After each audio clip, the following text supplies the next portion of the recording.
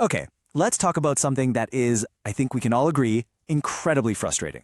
It's that feeling when you've spent years learning English, but when it's time to actually speak, it feels like it's all gone. So today, we're going to dig into why that happens.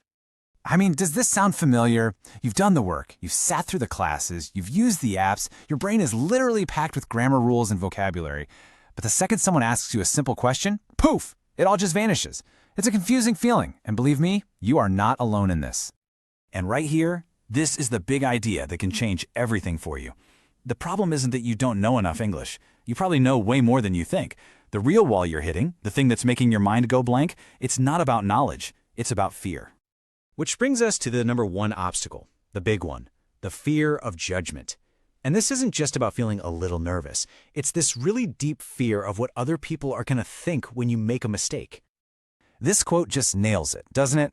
You're not really scared of mixing up your tenses or mispronouncing a word. What you're actually afraid of is that little voice in your head, the one that says, they think I sound stupid, or they're laughing at my accent. That inner critic, that's the real enemy. I want you to really let this sink in for a second. Every single person you've ever heard who speaks English fluently was at one point absolutely terrible at it. They made tons of mistakes. The only difference between them and someone who's stuck is that they were brave enough to sound silly. They were brave enough to be imperfect. That's not failure. That's just the price of entry.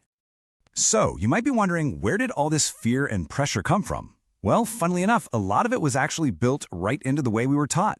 Let's call it the school trap. This chart really just lays it all out. School teaches you about English. It's all about theory, rules, and memorizing things to pass a test. But what you need for real-life fluency is totally different. It's about practice, it's about repetition, it's about actually having conversations and using the language, not just knowing facts about it. And this is the mental shift you absolutely have to make. Speaking is a physical skill. It's not an academic subject like history. Think about it. It's much more like learning to play the guitar or learning how to swim. It's all about building muscle memory through doing it over and over and over again. And, well, this pretty much says it all. You can know everything there is to know about the physics of floating and the different strokes, but if you never actually get in the pool, you're going to sink. It's the exact same with speaking. You have to get in the water. You have to open your mouth and make the sounds. And that leads us perfectly to our third and final barrier, which is something I call the practice gap.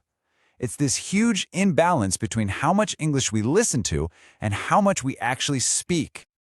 I'm going to go out on a limb and say this process right here looks pretty familiar. You have an idea in your own language. Then you start this slow, painful mental search for the right words. You try to build the sentence, you second-guess the grammar, and by the time you finally speak, the moment's passed. It's exhausting, and it makes conversation feel impossible.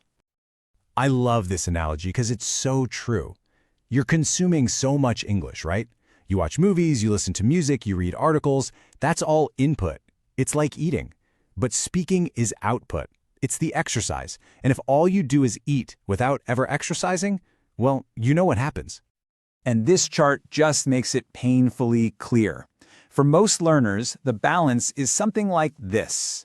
Maybe 95% of their time is spent on passive input, and a tiny 5% is spent on active output, on speaking. When you look at it like that, is it really a surprise that speaking feels like your weakest skill? This is the gap we have to fix. Okay, so we've torn down the problems. We see the barriers. So now what? Let's talk about the good stuff. Let's talk about your path forward, the actual practical things you can do to finally start speaking confidently.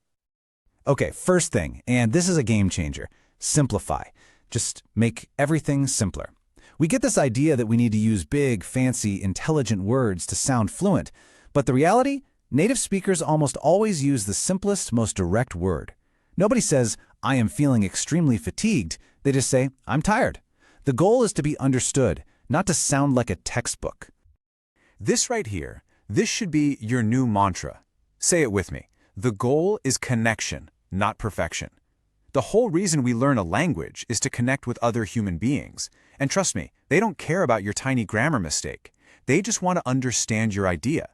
When you focus on connecting, that pressure for perfection just kind of melts away.